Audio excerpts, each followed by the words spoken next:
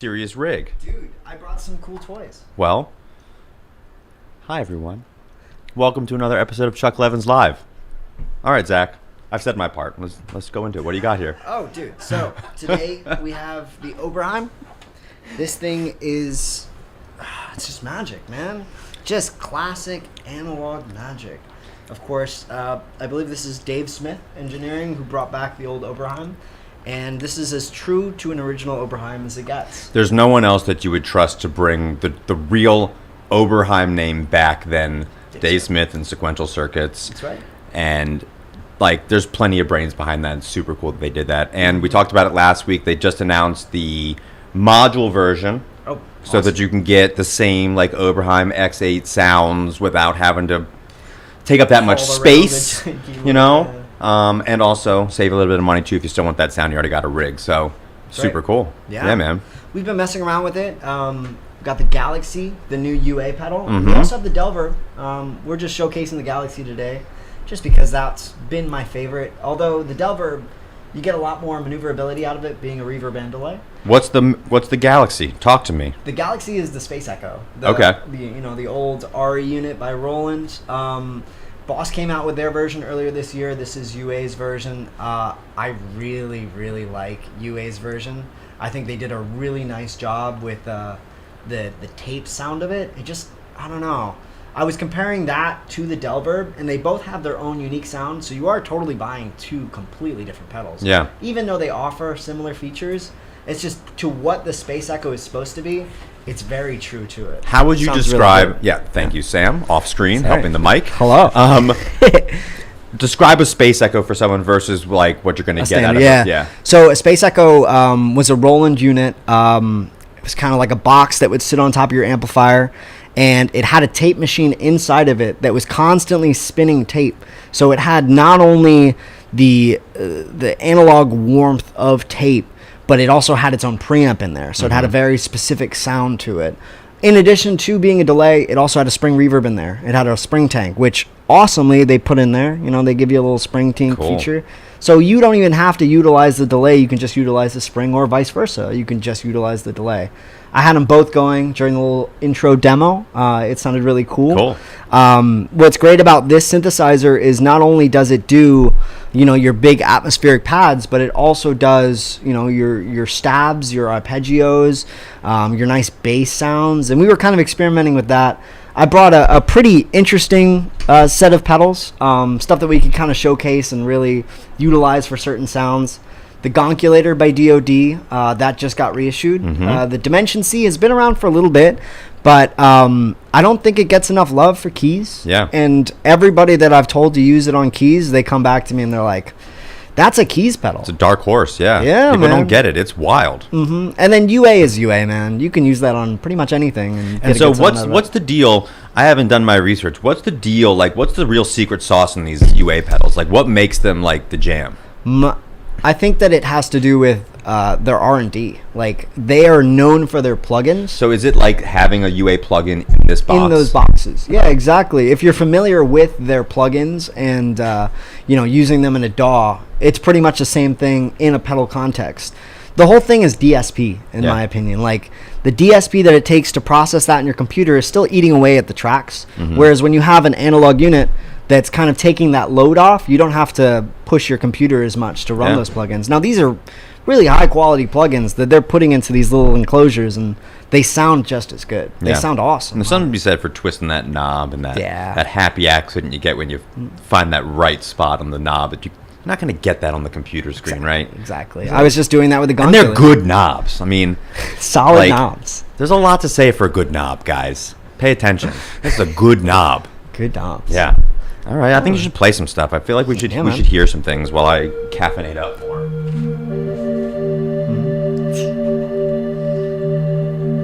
So right now we have the Galaxy going, and we have a pretty soft pad going. Pretty soft. So when I turn on the Galaxy, kind of subtle. But as I start to crank that echo, the feedback from it, and a little bit of that volume, just giving me that little bit of space. Yeah.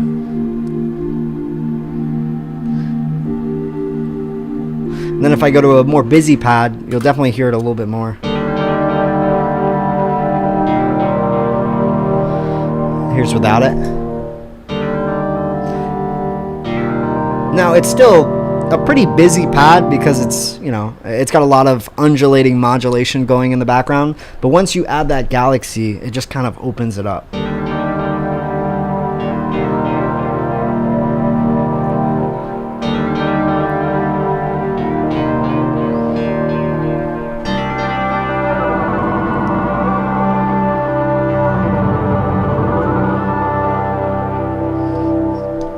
Good feel. It's got a really good feel to it. And of course the reverb, you can just dial in on a single knob. So if you wanted to be completely washed out.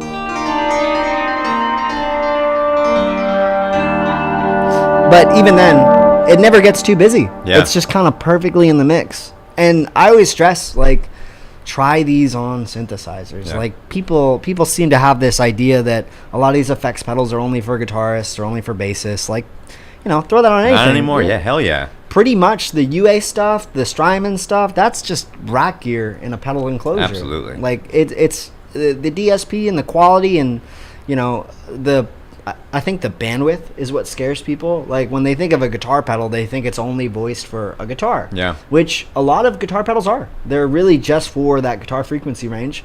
But then you have pedals like this, which are full spectrum. So you can throw in a synthesizer that goes as low as 30 hertz and still get that responsiveness from it. Yeah, I love the whole taking gear that you think is one thing and using it for another thing. And I love, like, in modular Eurorack, that can be the most wild guitar effects processor ever, and that lives in synth world. So you know there are these cross-pollinating mindsets that open up these creative possibilities that you wouldn't be messing with that in synth world if you didn't really think about it that way. It's an amazing tool, and you're not going to get a real Space Echo on top of your keyboard anymore. So yeah, exactly. like, you got to find a way to do it, and that's really badass. It's a pretty good way to do it. Yeah. And it'll save you like $2,000. Hell yeah. Hell yeah, if you could find a real one, right? Yeah, and maintain it.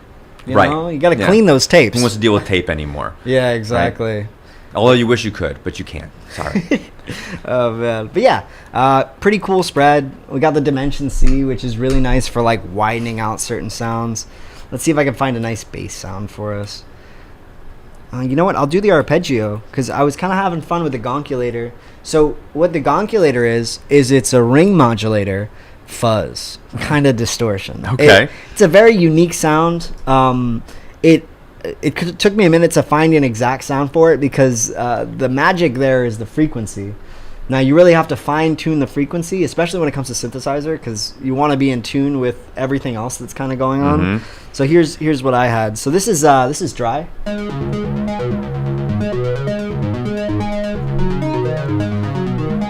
And then I'm going to activate the gonculator. Like destroyed, just completely out there, like almost like your acid house kind of sound. And what's really cool is with the frequency sweep, you can sweep it while you're playing. Did you want to sweep it? Yeah, let's do it. Oh, wild.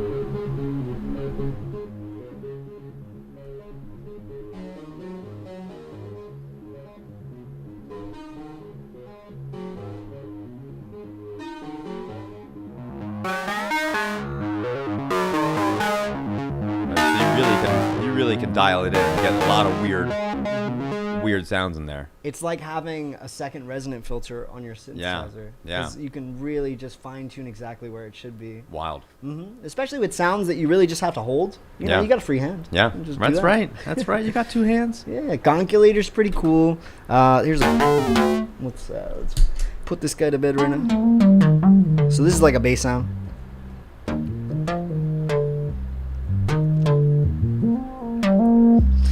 I like to use a little bit of chorusing just to thicken out sounds like that.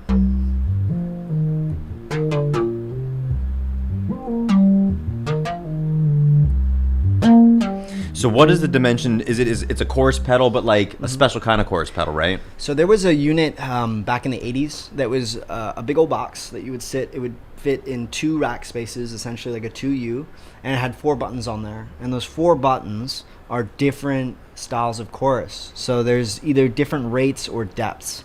And a little hack that you could do is you could press in 2 buttons at once. So what Roland did was they actually incorporated it to where it is kind of like the traditional where it's a 1 button, but you get the little hack where you can press 2 at once. Super cool. Yeah, and it's great. I like it for chorus, especially for keys, because it's something that you don't really have to think about. There's a lot of movement when you set up an oscillator, whether or not you have it arpeggiating or you have it modulating. There's its own internal rate. So this doesn't have your traditional rate, depth, volume. It's really just whatever you feel in those patches, those 4 patches that are... They are what they are. Exactly. So you have to just make do. But it kind of makes you work at your own synthesizer and like find those little deviants that maybe your synthesizer... Like one of my favorite things with this synthesizer is it has like an aftertouch. So you can really dig in and get that squirminess. And depending on your pressure towards it, you can decide how much how squirmy you get. So with the Dimension C, it's like kind of widening it out. So here's that previous pad that I was playing. And that's with the aftertouch. And then once we engage it, you hear that squirminess and that space. Yeah. And you can come right back to it. And without it, it's still pretty good, but it just doesn't have that same depth. Yeah.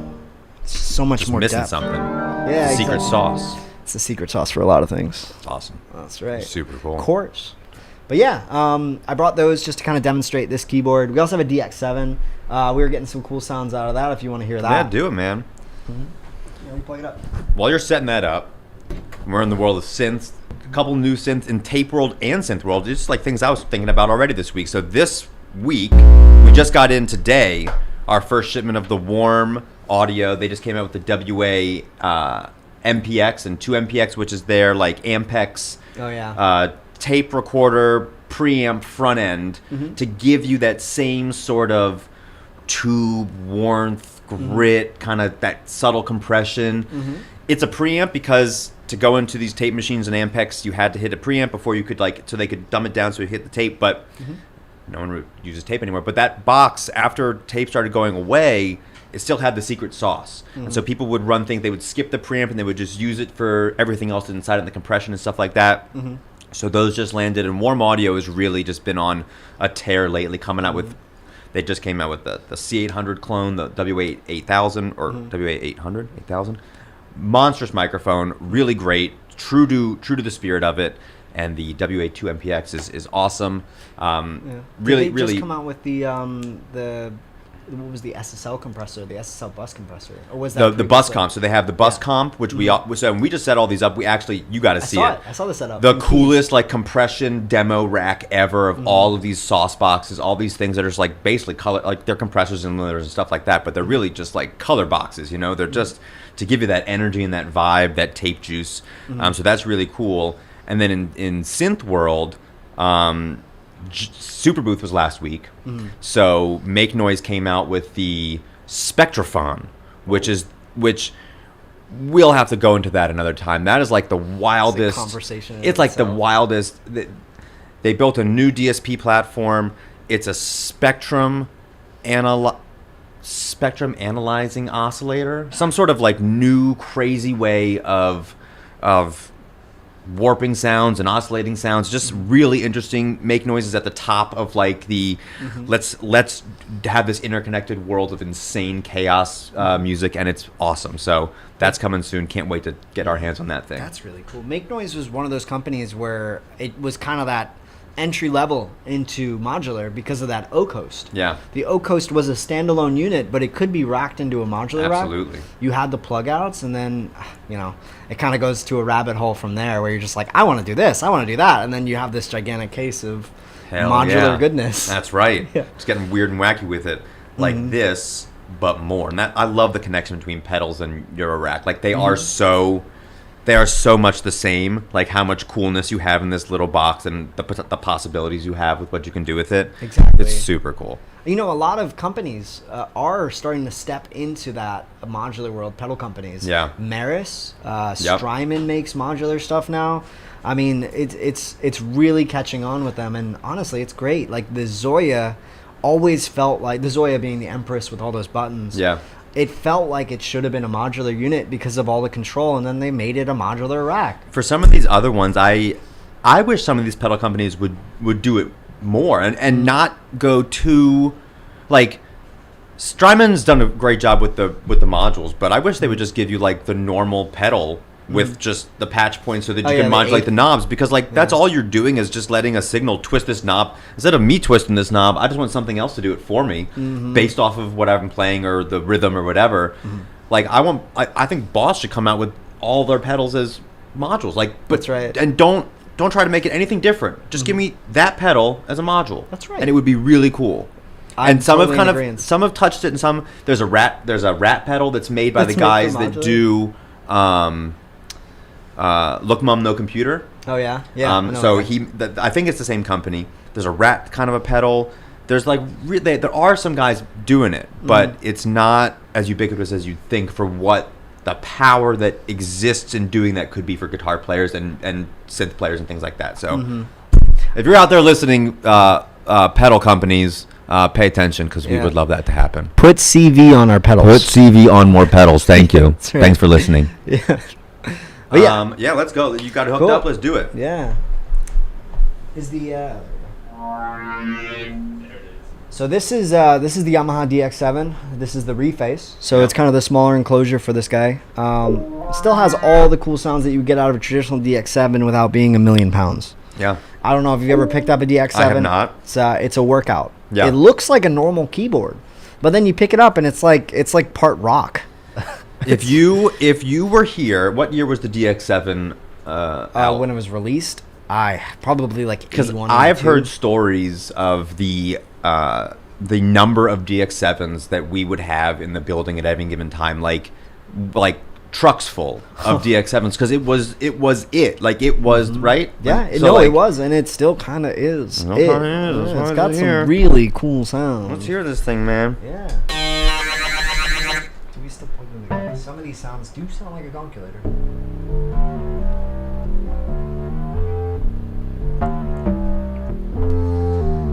And totally different synths, the Oberheim and the DX7, right? All That's right. analog, super sauce, and This is digital a chip, yeah. the full way through, but it's got it's still true to the original sound. Yeah. And I think Yamaha and companies like Korg and Roland, all these guys really stay true to what these digital aspects could be in these keyboards. Yeah. And they are true to the analog aspects too.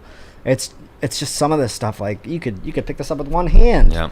You couldn't do that with the original DX7 at all. You can make it a keytar. You couldn't make a DX7 a keytar. That would Exactly. be very difficult. Exactly. And heavy. Let's try to get a pad sound out of this guy.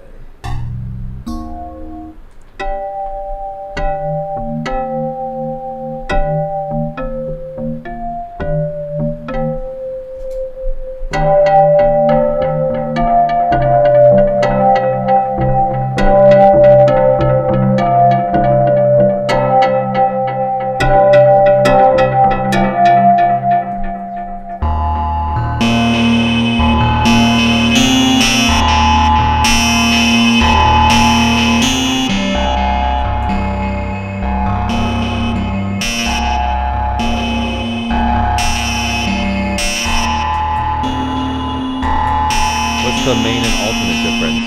So, there's a couple of features on the bottom that are in parentheses. So you have the tape H, the bass, and the treble. So these are going to work in the traditional sense when you're in main. When you swap it down to alt, you kind of have a bass, a treble, and Cool. The age of the tape. Cool. So what's cool about that is when you go to alternate, you can kind of hear a little bit more space, a little bit more depth, so you can really hear the Yeah, let's chorus. crank it. Yeah.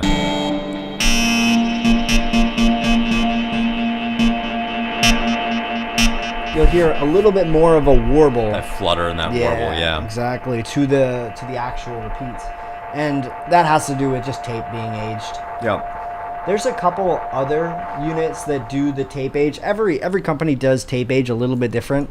For some, it does it, the Volante, the one that comes to mind by Strymon, it actually has two mechanics for your tape age. One of them being the mechanics, and one of them being the age. And what the age is going to do is add a little slight chorusing, and what the mechanics are going to do is it actually will skip and jump back, which is kind of its own unique thing. I've never seen a unit that does that besides the Volante, Yeah. and to have it on two actual knobs, you can dial in any sound you want and get a really close sound. The Volante also has a looper, and the looper in that plays off of the wear. So whatever wear you have set to it, as the loop is going, the loop is actually getting deteriorated as well. Wow. Yeah. I love seeing as much tape that's coming back into these things lately. Like a lot, and people are like just going and finding old tape recorders and just using them as tape effects now. Oh, yeah. Just kind of bringing that whole tape thing, like it's hot now. Even those Tascam boards, Right. Tascam boards that would record to a cassette, people Yeah. are buying those up, running mixes through it, Yeah. and just capturing that tape vibe. It's cool. Tape is better. Tape is It is better. It's kind of better. guys. Sorry. If you can afford it, do If you can find tape, do it. It's better. it. Buy it all. And everyone's put out, just like off topic, but like everyone's coming out with cassettes now too, just because Yeah. it's cool. It's it's sick like to have, yeah. It's physical. That's not about the sound, right? That tape is different tape. It's not the same tape. Yeah. It's tape, but it's different tape. It's different tape. But you can yeah. still. That's what people are doing, like in little Tascam things, right? They're still using that kind of tape to get those warble effects and these weird, Exactly. kind of echoey kind of things. Tape is still tape, Tape but is there's still different tape. levels of tape, I guess. There are different fidelities for tape. Yeah. People gravitate more towards the low fidelity tape because Yeah. they can get that warble easy. But if you do the higher fidelity tape, you're just getting inconsistency. I think that's the big thing and the big hype around tape. And it kind of relates to like us as humans. Like you can't play a performance like a robot. Yeah. But with the inconsistency of tape, you kind of have that slight deviation where it's like, oh, this is like me, imperfect. And that's like the secrets. That's one, that was beautiful, Zach. Thank you. That was touching. And second of all, like it's those imperfections in all the gear that made every piece of gear in history why this year Strat or this year microphone or whatever it was always the imperfections. If it was done exactly as they thought it was, they wouldn't be as cool as they are. That's right. That's so cool. Mm-hmm. The Model D shipped out 20 decibels too hot. And that is the sound of synth bass now. That's it. 20 decibels too hot. It's amazing. These little accidents that just made it just really cool. Mm-hmm. It's really cool. Own those accidents, people. Own it. That's right. Make more accidents. Do more things. Be better. That's right. Experiment and be better. Yeah, be weird, be better. Yeah, man. We are still we're still rocking with this D7. Do you want to try? You want to try some different sounds? Yeah, on there? take us through it. Take us through it. Is it on? Now it is.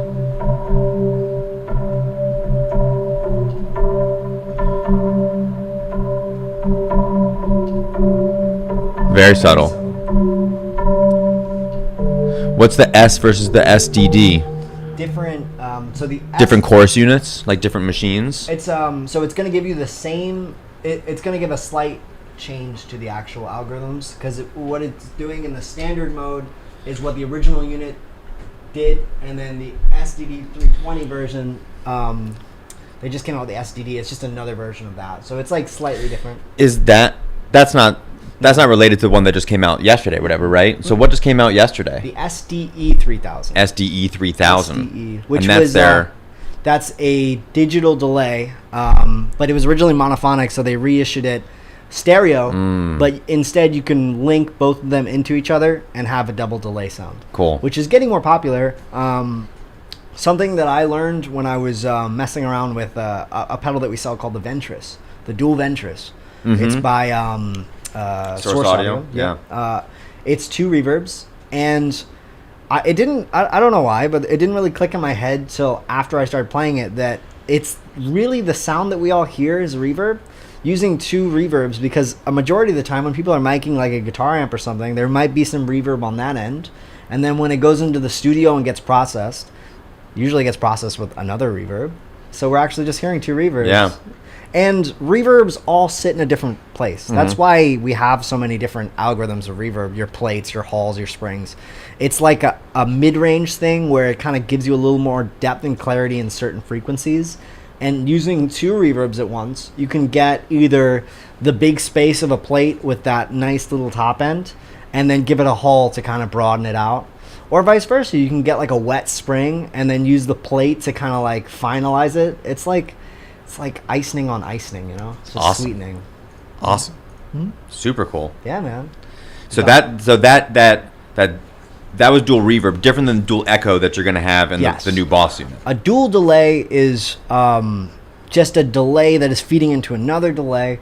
So it's kind of giving you that it was more common in the 80s, people using dual delay, but people still use dual delay today. So much so that they came in with an EVH version of the pedal. Mm-hmm. And so what's that got in it that's like extra secret sauce? The EVH one? Actually, it's probably just his settings, right? Probably just like some presets that are just for him. Mm-hmm. Most likely, yeah. And we'll get him in here. We'll bring him in the next time when they come in, and we'll do. That's right. We'll check it out. We'll duel it out. We'll do the thing. We'll do a dual delay. Yeah. Oh yeah, we did pretty good on time. Yeah. Should we talk about these guitars behind us? Like, is that a thing? Should we talk about that? That's pretty cool. Might as well. I love a bass 6. Dude, I love me a good bass 6. Are you kidding me right now? Custom shot bass 6. Dude, that thing is serious. Dude. Oh yeah. These right now you could only get these, I think, in production as a Squire, right? The bass 6. It's not like a Fender production model. And they kind of took off during COVID. Like the bass 6 just kind of became a thing again. Like people got really hot on it for a while. Mm-hmm. But this is an amazing instrument. This is super cool, beautiful, amazing, out of the custom shop. And for us, it's one of the rare heavy relics. This is like a beautiful, amazing instrument. Mm-hmm. It gives me new old stock vibes. Yeah. Because it has that like, I don't know, it just has that yellowing and like that. It's got like a little bit of the checking. Like it's not new. It's just super light. It's very tasteful. Just a little bit of checking. We love the tortoise kind of pick guard. We love that here. But this is an amazing beast. It's a really cool guitar. You want to check out the Nags? Tell me about the Nags. Do you know about it? Because I sure don't. I don't. But it is a really pretty guitar. I know Nags as being a super high-end, guitar brand. Yeah, Nags is new for us in the last 12 months. New line. We're having a lot of fun with it. Made in Maryland also. So shout out to those, the guys out in Annapolis making really cool guitars, and we love it. It's beautiful. Yeah, man. Not much more to say. Nags just puts out great stuff. It's beautiful. Well, that's a wrap. I think that's pretty good for today. Yeah. Happy Friday indeed.